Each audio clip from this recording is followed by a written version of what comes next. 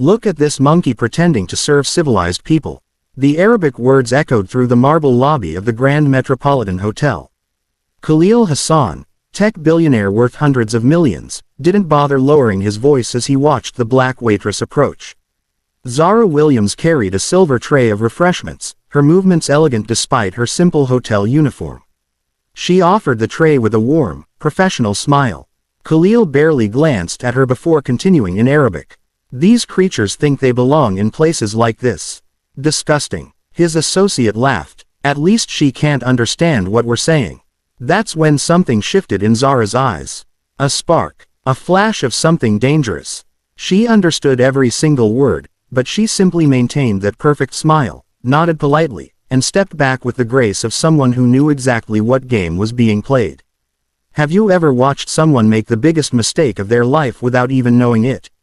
3 hours later, the hotel's exclusive Arabic Cultural Heritage Gala was in full swing. Diplomats, business leaders, and dignitaries filled the ballroom, their conversations creating a symphony of power and influence. Zara moved silently between tables, refilling water glasses and clearing plates. To the guests, she was invisible, just another piece of the hotel's flawless service machine. At table 7, tension crackled in the air. Lebanese ambassador Farid Karam sat across from Syrian trade delegate Omar al-Rashid, their voices rising with each exchange. "This is impossible," Ambassador Karam said in English, frustration bleeding through his diplomatic composure.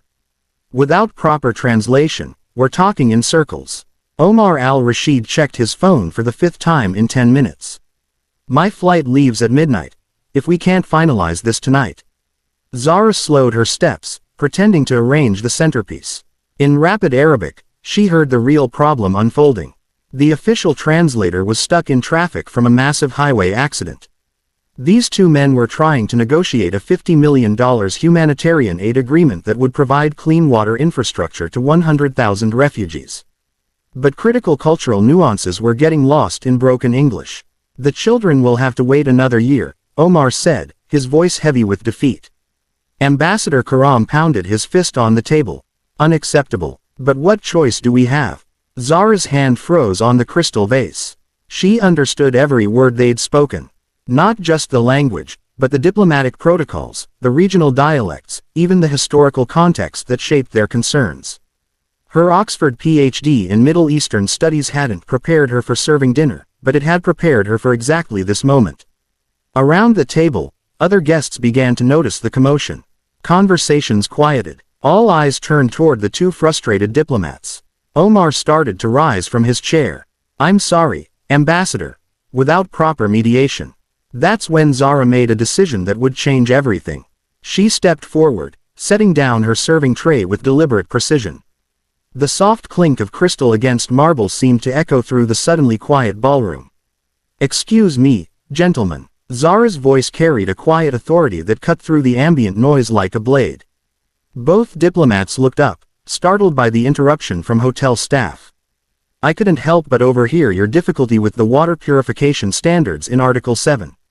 Ambassador Karam blinked. "I'm sorry, what?" Without missing a beat, Zara switched to flawless classical Arabic, her accent carrying the refined tones of Lebanese diplomacy. "Ambassador Karam, when you referenced Motivational, you meant purified water meeting true international standards, not simply filtered water, as Mr. al-Rashid understood." The air in the ballroom seemed to freeze.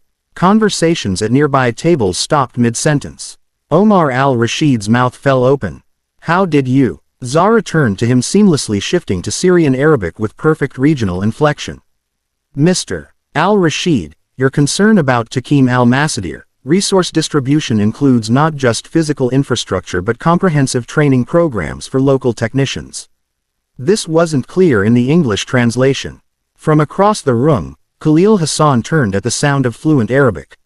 His confident smile faltered as he recognized the simple waitress commanding the attention of two senior diplomats. Miss Ambassador Karam stared at her name tag.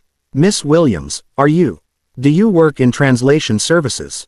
"Not officially." Zara pulled a cloth napkin from her apron and began sketching an organizational chart, labeling components in Arabic, English, and French. "But if I may suggest," The infrastructure timeline in Article 12 could be restructured to address both your concerns. Her pen moved with practiced precision. Water treatment facilities in Phase 1, training programs running parallel, not sequential. Quality checkpoints that satisfied Lebanese standards while meeting Syrian implementation deadlines. The legal liability framework shifts between phases, she explained, drawing connecting lines between concepts. Lebanon maintains oversight during installation. Syria assumes responsibility post-training. Both parties' requirements are met without compromising the timeline. Omar leaned forward, studying the napkin. This actually works. The budget allocations aligned perfectly. How is this possible? Ambassador Kurum's voice carried a mix of amazement and professional skepticism. These are highly technical diplomatic protocols. Other guests began gravitating toward Table 7. The energy in the room had shifted from polite dinner conversation to something electric urgent. Khalil started moving through the crowd, his expression shifting from confusion to something approaching alarm. This wasn't how his carefully ordered world was supposed to work. Zara continued sketching, her movements fluid and confident. The key is understanding that infrastructure isn't just about pipes and pumps. It's about dignity. When children walk 5 miles for water, they miss school. When mothers spend their days collecting water, they can't work. This project isn't just about clean water. It's about breaking cycles of poverty. Extraordinary, whispered a woman at the adjacent table. Omar pulled out his phone, showing photos of refugee camps. Miss Williams, these are the children who will benefit. In our sector alone, 12,000 kids. Zara studied each photo with intense focus. Her professional demeanor softened for just a moment, revealing something deeper. Then we don't have time for bureaucratic delays, do we? She added a final note to her sketch. Emergency protocols, priority, child safety, and school attendance schedules. Ambassador Karam stood slowly. Miss Williams, in 30 years of diplomatic service, I've rarely seen such precise cultural and technical understanding. He paused. Who are you really? The question hung in the air like incense. Around them, the ballroom had grown quiet as if the entire room was holding its breath. Khalil reached the edge of their table just as Zara looked up from her napkin. Their eyes met for the first time since his insulting comments in the lobby. Recognition flashed across his face. Then something else, something that looked like fear. Dr. Williams, she said quietly, extending her hand to Ambassador Karam. And I believe we have lives to save. The crystal chandeliers cast shifting patterns across her dark skin as she spoke. The scratch of her pen on linen. The soft rustle of expensive fabric as powerful people leaned in to witness something they'd never seen before. A revolution disguised as room service. As Zara helped the diplomats finalize their framework, the narrator's voice wove through the scene like a gentle current beneath rushing water. Dr. Zara Williams had graduated summa cum laude from Oxford at 24. Her doctoral thesis on linguistic preservation in displaced Palestinian communities had been published in 3 languages. She spoke 7 fluently, understood the cultural nuances that could make or break international negotiations. But brilliance doesn't pay medical bills. When her father, Professor David Williams, was diagnosed with early-onset Alzheimer's at 68, Zara's world shifted overnight. The man who had taught Arabic literature at the local community college, who had filled their home with poetry from Rumi to Darwish, began losing words like scattered leaves. The memory care facility cost $8,000 monthly. His medications, another $2,000. Zara's savings from her research fellowship vanished in 6 months. Her Oxford student loans remained, demanding payment regardless of family tragedy. Academic positions required travel she couldn't afford, not when her father needed stability. Conference presentations and research opportunities meant leaving him alone with strangers who didn't understand that Tuesday was poetry day, that he only responded to classical Arabic pronunciation, that certain phrases could bring him back from the fog. So she took the hotel job, not because she had to, but because it was 12 minutes from Sunrise Memory Care. Every morning before her shift, she'd sit beside his bed and read him verses from Mahmoud Darwish. For those precious moments, his eyes would clear and he'd recite the lines with her in perfect harmony. "My daughter," he'd whisper in Arabic during his clearest moments. "You are building bridges with words." The hotel uniform became her armor. It was easier to be invisible than to explain why someone with her qualifications was serving coffee to people who assumed intelligence came with the right accent and address.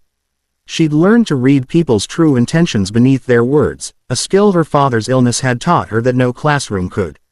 When someone's mind fractures, you learn to listen not just to what they say, but to what they mean, what they need, what still reaches them through the darkness. Tonight, watching that aid agreement about to collapse, she couldn't stay invisible. Not when 12,000 children needed clean water. Some bridges are worth revealing yourself to build. Ambassador Karam stood up, his decision made. Miss Williams, Dr. Williams, we have an emergency situation. Our translator is stranded indefinitely, and we need to present this revised agreement to the full Syrian delegation in 20 minutes. He glanced at his watch, then at Omar al-Rashid. Could you possibly help us facilitate this discussion? Omar checked his phone again. My flight to Damascus leaves at midnight. If we can't finalize this tonight, the funding window closes. The refugee camps will have to wait until next year's budget cycle. The weight of that statement settled over the table like a heavy blanket. 12,000 children. Another year without clean water. Zara looked down at her hotel uniform, then at the room full of powersuits watching their exchange.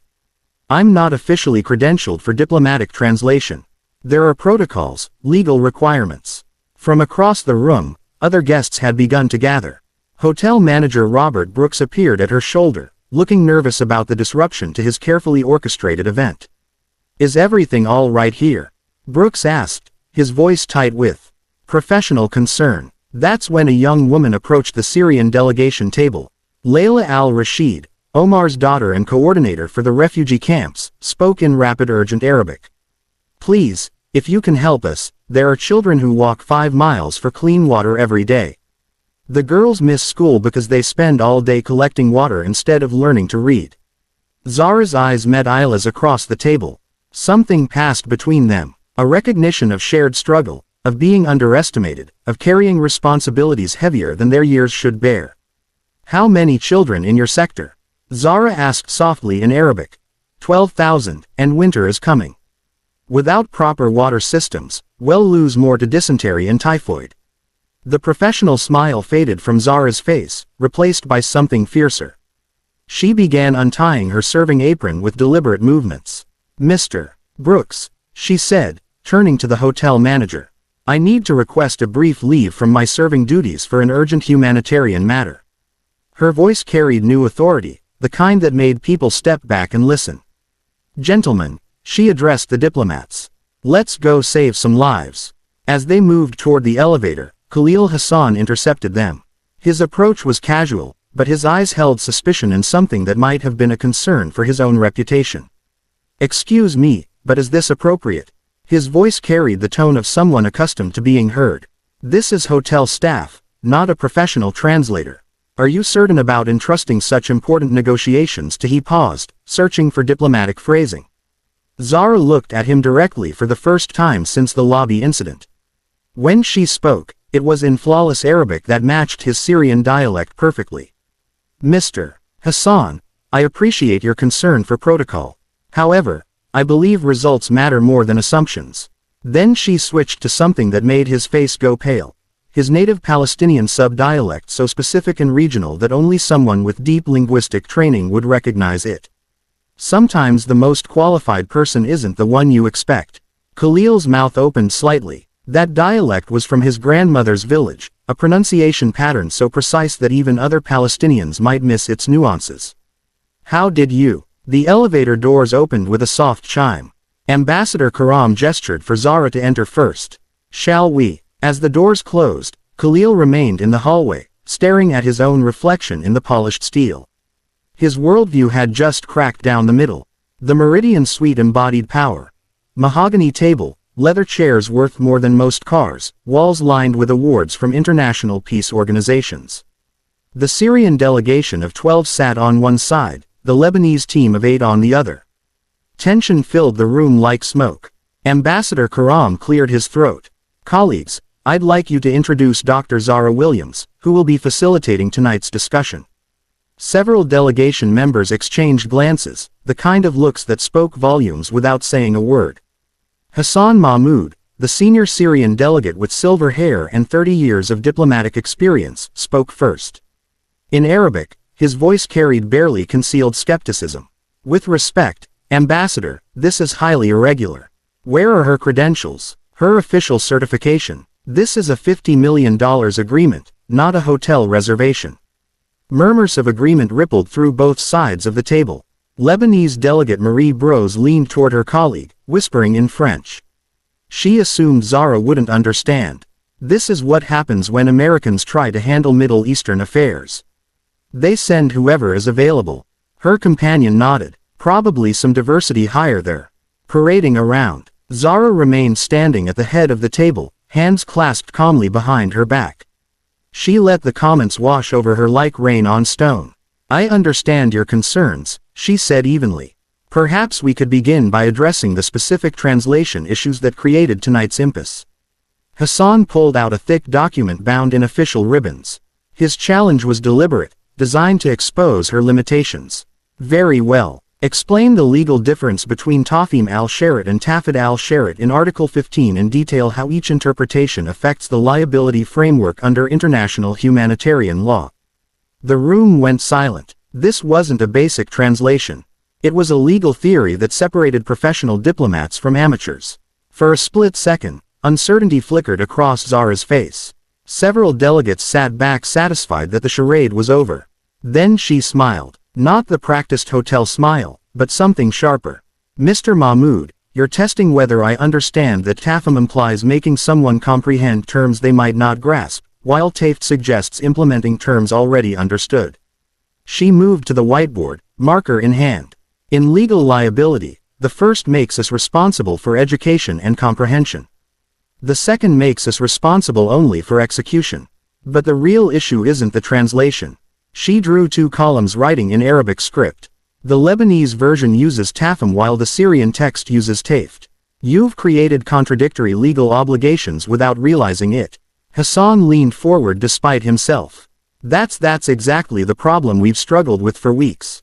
Marie Bros wasn't convinced. Even if she understands legal terminology, does she grasp the cultural implications, the historical context between our regions?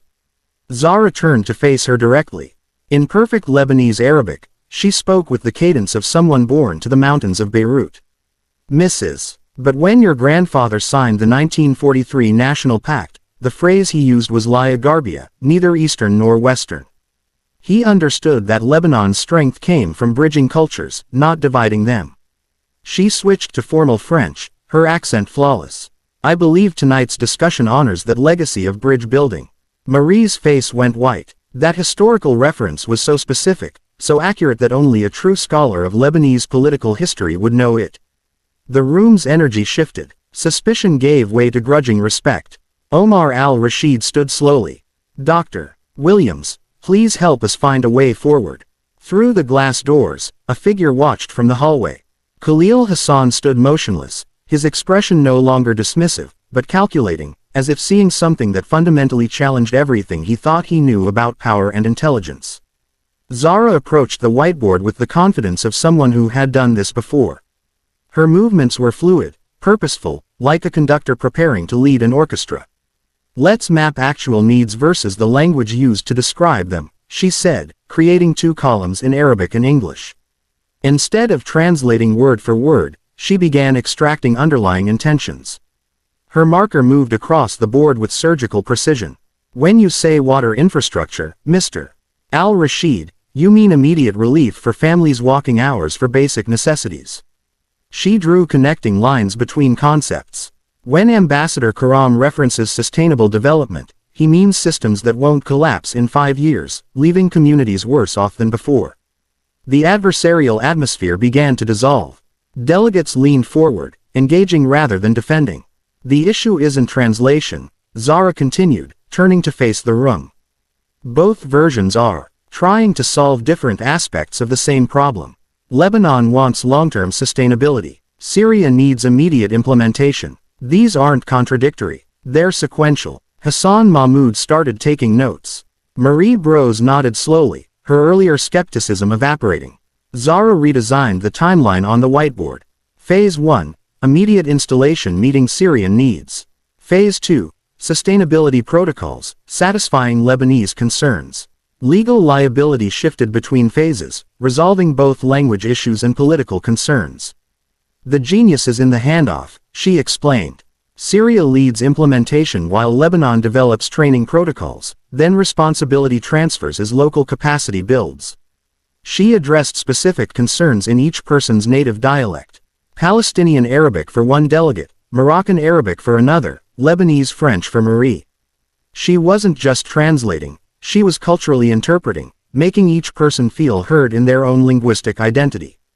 This is remarkable, Ambassador Karam whispered to his aide. I've seen professional diplomatic translators with decades of experience who couldn't do what she's doing. Within 30 minutes, they had a revised framework. Water purification systems would be installed immediately. Syria's priority. Training programs would begin simultaneously. Lebanon's requirement. Legal liability was shared proportionally across implementation phases. That's when Layla al-Rashid approached the whiteboard. Dr. Williams, may I show you something? She pulled out her phone, swiping through photos of children at refugee camps. Faces that could have been 8 or 18, aged by circumstances beyond their control. These are the children who will benefit from tonight's work. Zara studied each photo with intense focus. Her professional composure softened as she recognized the human cost of bureaucratic delays. How many miss school because of water collection duties in my sector? About 60% of the girls, they're the ones who walk the farthest. Zara added a note to the timeline. Priority implementation, school-age girls' safety protocols and collection point proximity to educational facilities. Hassan stood and extended his hand. Dr. Williams, I owe you an apology. Your expertise is extraordinary. Marie Bros added in French. You've accomplished in 1 hour what we couldn't in 3 weeks of negotiations. Omar al-Rashid's voice broke slightly as he spoke. Dr. Williams, you've just ensured that 12,000 children will have clean water by the end of next month. How do we thank someone for that? Zara set down her marker and looked around the room at faces that had transformed from skeptical to respectful to genuinely moved. You don't thank me, she said quietly. You remember that expertise comes in unexpected packages. Next time you look deeper before making assumptions. The squeak of marker on the whiteboard had been replaced by the rustle of papers as agreements were drafted. Translation devices sat silent on the table, no longer needed. As delegates began drafting the final agreement, Ambassador Karam approached Zara privately. Dr. Williams, I have a proposition for you. But first, I think there's someone who needs to speak with you. He nodded toward the hallway where Khalil Hassan waited, his entire worldview quietly crumbling. The meeting ended with handshakes and genuine smiles. As delegates filed out, discussing implementation details in excited clusters, Khalil Hassan entered the room. Zara was packing up her notes, still in her hotel uniform, but carrying herself differently now. The invisible armor had been replaced by quiet authority. Khalil approached hesitantly like a man walking toward his own judgment.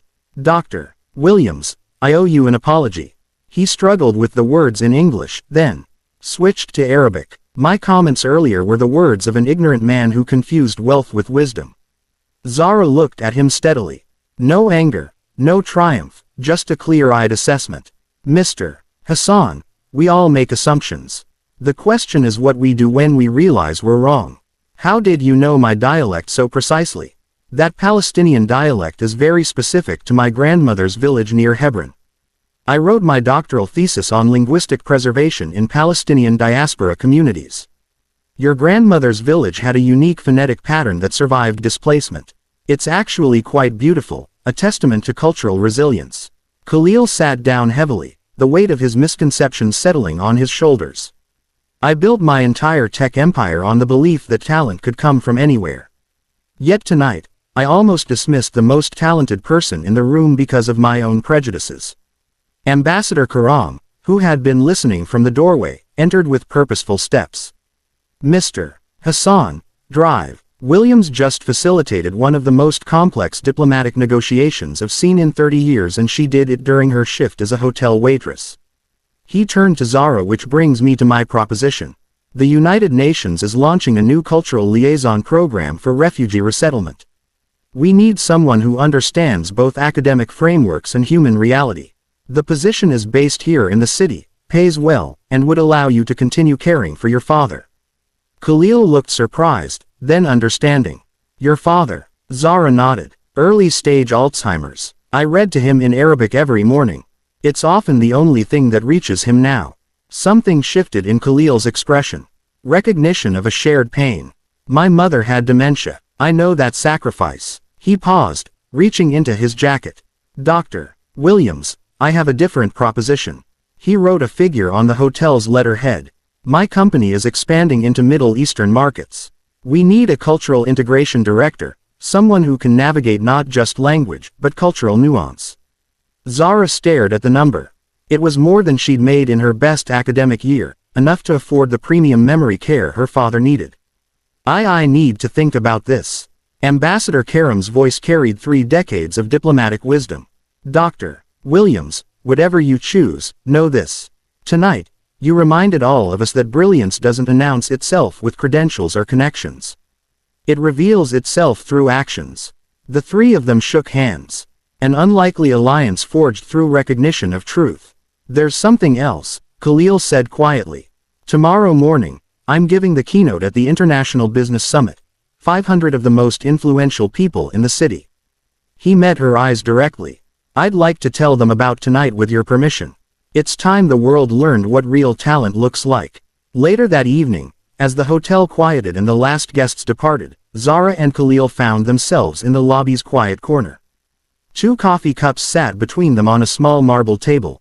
The formal dynamics had dissolved into something more honest, more human. You want to know the truth. Khalil's voice was softer now, stripped of its earlier arrogance. I learned English from American sitcoms as a refugee child in Jordan. For years, I was ashamed of my accent, my background. He stared into his coffee. When I made my first million, I thought I could buy my way out of that shame. Zara recognized the pain behind his words. But shame has a way of turning outward, doesn't it? Making us judge others the way we were afraid of being judged. My father was a literature professor in Damascus before the war, Khalil continued. Lost everything. His university position, his research, his sense of purpose. I swore I'd never be vulnerable like that again. He pulled out his phone, showing her a photo of an elderly Palestinian man with kind eyes and weathered hands. Tonight, watching you command that room with quiet dignity, you reminded me of him. Zara's expression softened. My father taught Arabic literature at a community college. When the dementia started, he'd mix up his words, become frustrated. But when I read him Rumi or Darwish, something in his eyes would clear. Her voice grew tender. He taught me that language isn't just communication. It's a connection to who we are. Khalil's voice broke slightly. My father died last year. Still believing I was ashamed of where I came from. I never got to tell him he was wrong. Zara reached for a hotel napkin and wrote something in elegant Arabic script. She slid it across the table. The wound is the place where the light enters you. Rumi. She looked up at him. Your father would be proud of the man who apologized tonight, not the billionaire who built walls. Khalil stared at the napkin, then carefully folded it and placed it in his wallet next to a faded photo. Dr. Williams, Zara, would you consider me not just an employer, but a partner in something bigger? What do you mean? What if we didn't just hire talented people from unexpected places, but actively sought them out? What if we created pathways for invisible brilliance to become visible? Zara smiled. The first genuine smile he'd seen from her all evening. That's a beautiful vision, Khalil. But it starts tomorrow with how you treat the next person who serves your coffee. As they prepared to part ways, Khalil said quietly, there's one more thing about that keynote tomorrow. I'm not speaking alone. The International Business Summit, the Grand Metropolitan's ballroom was packed with 500 CEOs, diplomats, investors, and media representatives. Power suits and strategic conversations filled every corner. Zara sat in the front row wearing a professional blazer over her hotel uniform, a deliberate choice that would soon make perfect sense. Khalil took the stage to polite applause. Ladies and gentlemen, I came here to speak about market expansion and cultural competency. But last night, I learned something that changed everything I thought I knew about talent recognition. The audience shifted, sensing this wouldn't be a typical keynote presentation. Yesterday, Dr. Zara Williams was serving refreshments at our cultural gala. He gestured toward her. What the room didn't know was that she holds a PhD from Oxford and speaks 7 languages fluently. Murmurs rippled through the crowd as hundreds of eyes turned toward Zara. Many recognized her as hotel staff. More importantly, what I didn't know was that my own prejudices nearly cost 12,000 refugee children access to clean water. The room grew tense. This was uncomfortable territory for a business conference. Victoria Sterling, CEO of Sterling International and known industry skeptic, stood up. Her voice cut through the whispers like a blade. Mr. Hassan, with respect, this seems like performative social responsibility. How do we know this isn't staged for media attention? Khalil looked at Zara. Dr. Williams, would you be willing to demonstrate your capabilities? Not to prove anything to anyone, but to show what we almost missed, Victoria continued, sensing an opportunity to expose what she saw as corporate theater. My company has been trying to break into the Moroccan market for 2 years. Our cultural consultants can't seem to bridge the communication gap with local partners. She pulled out her tablet, swiping to a presentation. If she's as talented as you claim, perhaps she can solve what our experts couldn't. The room went silent. This wasn't a controlled environment like the diplomatic meeting. This was public, recorded with career-defining stakes. Cameras that had come to cover Khalil's speech were now focused on Zara. Mrs. Sterling. Zara approached the microphone calmly. May I ask what specific aspect of the Moroccan market has been challenging? We're trying to launch our education software, but every meeting ends with confusion about implementation timelines and educational priorities.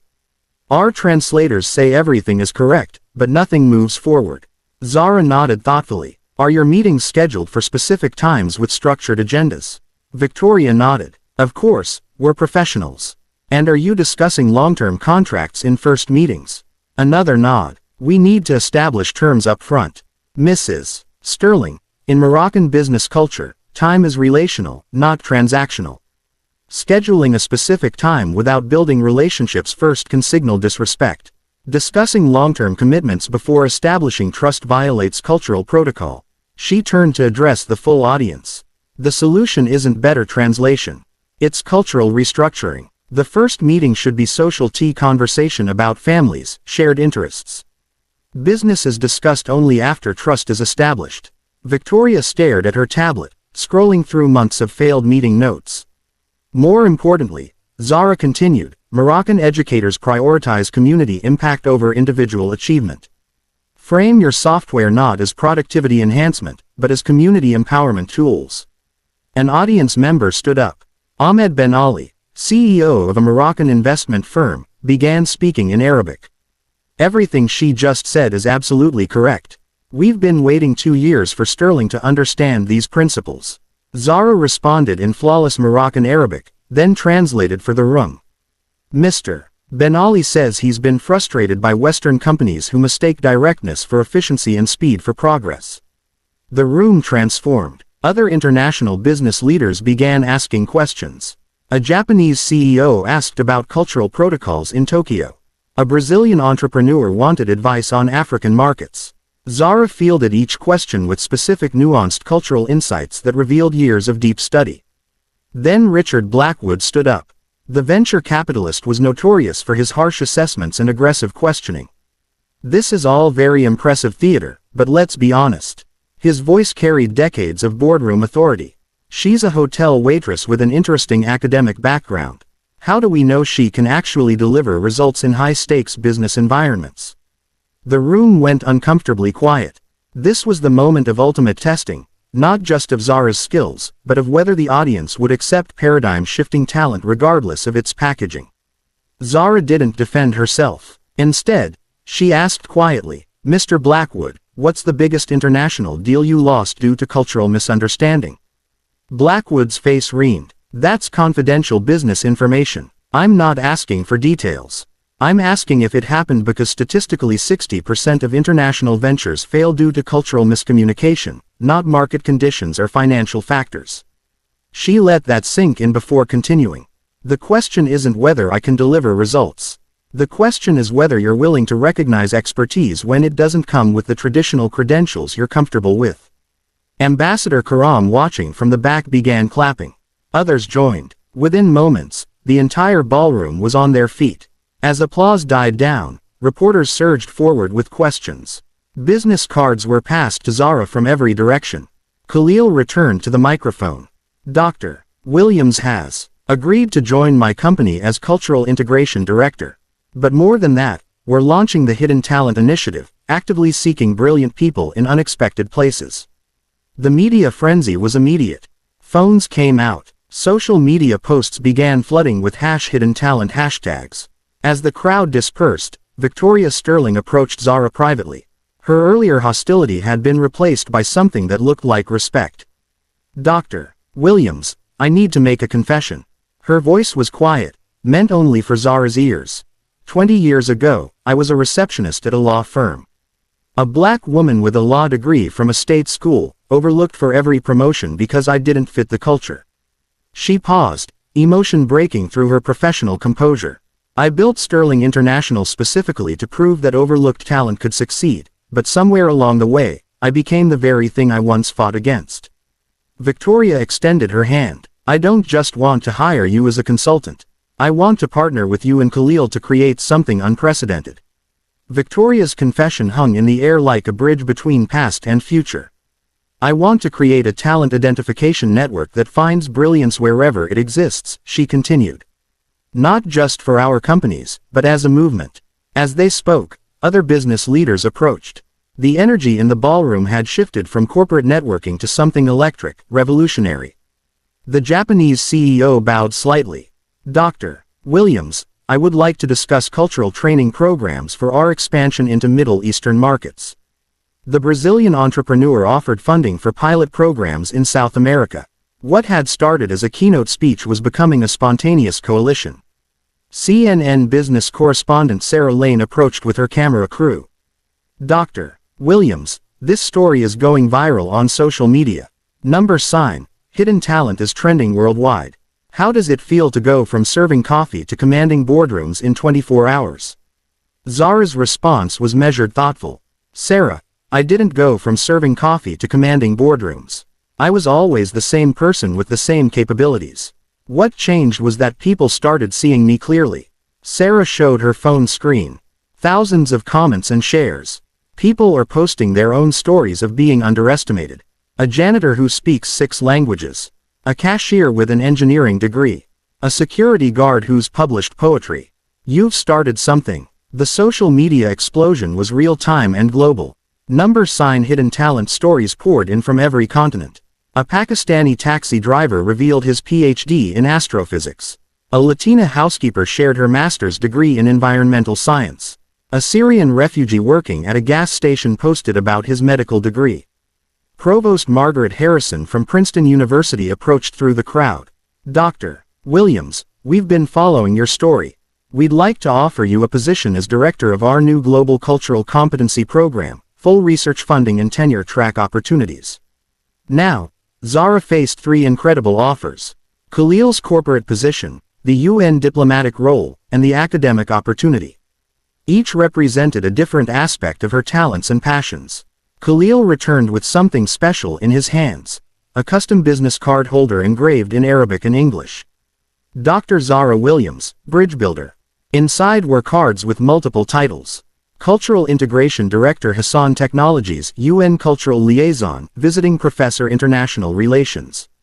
You don't have to choose just one path, Zara. Your talents are too valuable to be confined to a single role. Ambassador Karam approached the microphone one final time. Ladies and gentlemen, if I could have your attention. The crowd quieted, sensing something significant. What we witnessed tonight goes beyond one remarkable individual. Dr. Williams has demonstrated that our traditional recruitment and recognition systems are fundamentally flawed. He paused for effect. The United Nations will be implementing the Hidden Talent Protocol, a systematic approach to identifying and developing overlooked expertise in communities worldwide.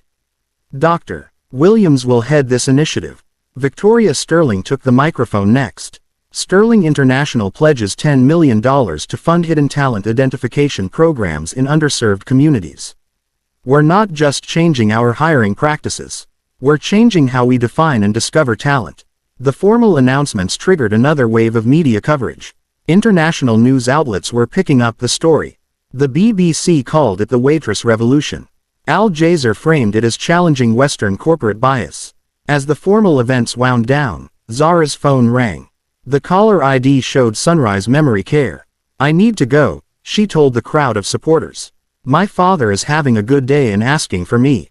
Khalil, Victoria, and Ambassador Karam offered to escort her to the facility. "Dr. Williams," Khalil said, "your father should know what his daughter accomplished tonight." The drive to Sunrise Memory Care was quiet, each of them processing the magnitude of what had just occurred. Not just a business deal or diplomatic success, but a fundamental shift in how talent could be recognized and valued. At the facility, Professor David Williams sat by his window, lucid and alert. When Zara entered, wearing her blazer and hotel uniform combination, his eyes cleared with recognition. "Zara," he said in Arabic, "you sound different today, stronger." She sat beside him and began reciting the Rumi poem they'd shared that morning. He joined in, his voice strong and clear, the fog of illness temporarily lifted. "Baba," she responded in Arabic, "today I remembered everything you taught me about the power of words to build bridges." Khalil, Victoria, and Ambassador Karam watched from the doorway as father and daughter spoke together in the language that connected them across illness and time. Professor Williams took Zara's hand and said clearly, "My daughter, the bridge builder. I always knew the world would see you as I do." Outside the facility, news vans had gathered. The story had exploded across international media. BBC, Al Jazeera, CNN International, all covering the waitress who changed everything. Global response was immediate and overwhelming. University representatives announced new scholarship programs. Major corporations pledged to revise hiring practices. The State Department expressed interest in cultural competency training for diplomatic staff. Hotel General Manager Robert Brooks arrived with his entire staff. "Dr. Williams, we'd be honored if you'd accept the position of Cultural Affairs Director. Your uniform from tonight will be displayed in our lobby as a reminder that excellence comes in many forms." The ripple effect was already beginning. Local news interviewed other hotel staff who revealed their own hidden talents. The housekeeper with a master's degree in environmental science. The valet who was a published historian. The chef spoke 5 languages and held a degree in international relations. As evening fell, Zara stood in the hotel lobby where it all began.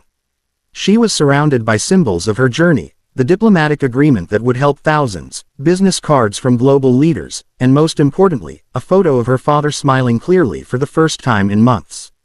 The story reached refugee camps where Layla al-Rashid showed children Zara's photo. "This is the woman who helped bring you clean water. She reminds us that our voices matter no matter where we stand." The transformation was complete but grounded. Within hours, Zara had gone from invisible to indispensable. But more importantly, she had sparked a global conversation about recognizing talent in unexpected places. The hotel lobby's marble floors still gleamed under crystal chandeliers. But now they reflected something different. The light of possibility. The recognition that brilliance exists everywhere, waiting to be seen. 6 months later, the transformation was complete but grounded in reality. Zara worked part-time across all 3 roles: corporate cultural director, UN liaison, and university professor.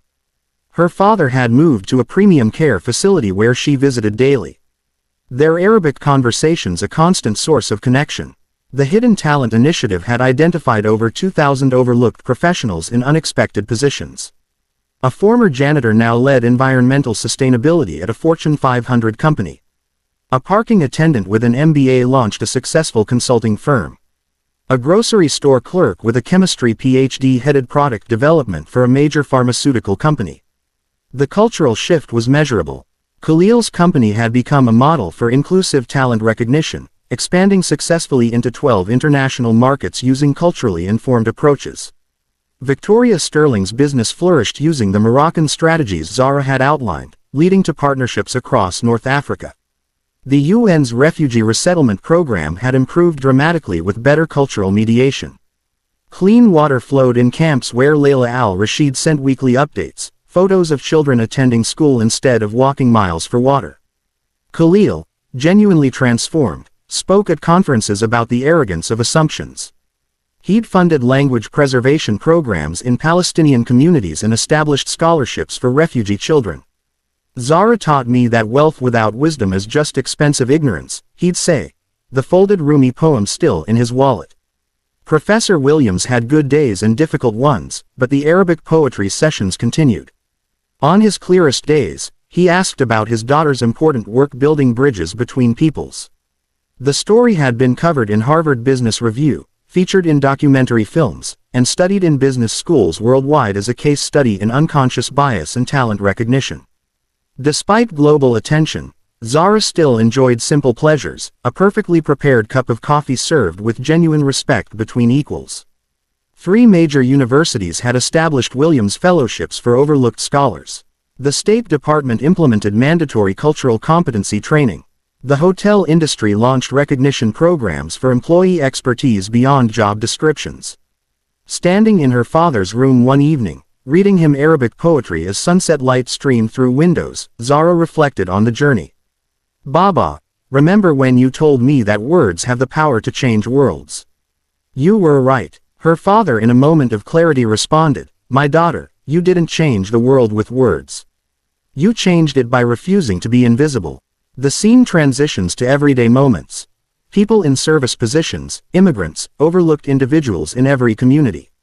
Zara's story isn't unique because of what she could do, the narrator's voice returns, calm and powerful. It's unique because someone finally noticed. How many brilliant minds serve your coffee, clean your offices, park your cars, or ring up your groceries?